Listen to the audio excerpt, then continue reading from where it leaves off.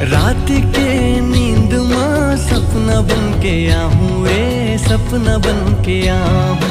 सूरज से पहली तोला छूके मैं जगा हूँ रे, छूके मैं जगा हूँ।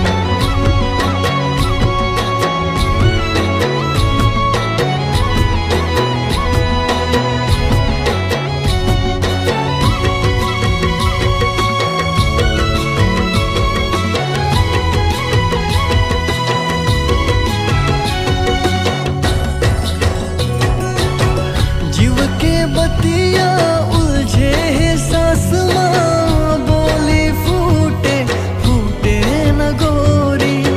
चंदा से मैं